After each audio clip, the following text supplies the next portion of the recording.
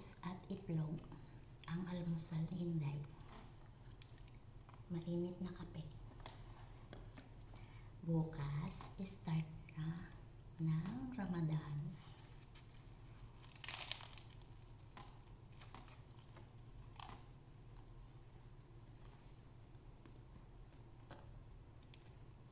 Maghanda na kayo mga Inday.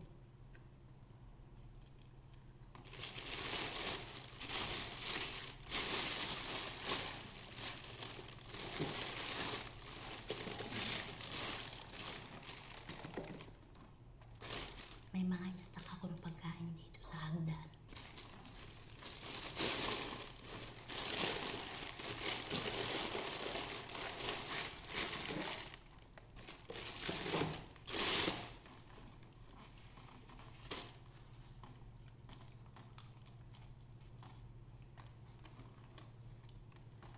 Dito ako kumakain sa hagdan, hindi pa tapos yung kusina namin.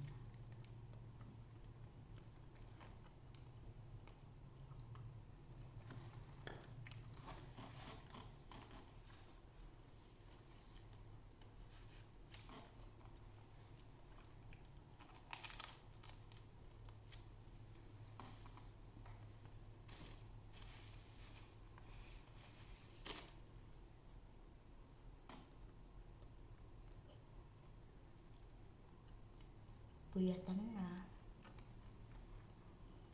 Malamang mga alauna, alas 2 ang tulog. Yung iba, alas 4 matulog.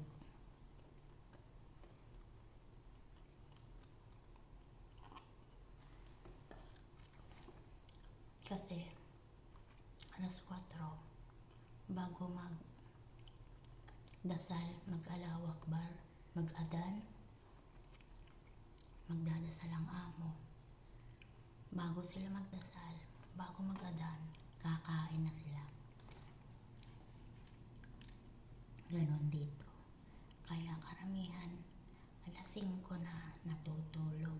Minsan hindi pa kasi maraming hugasan. Matutulog sila. Halimbawa, alas 6. Alas 11, gigising. Trabaho ulit. Tiis-tiis. Kahit puyat. Isang buwan na puyatan. So, kain muna ako.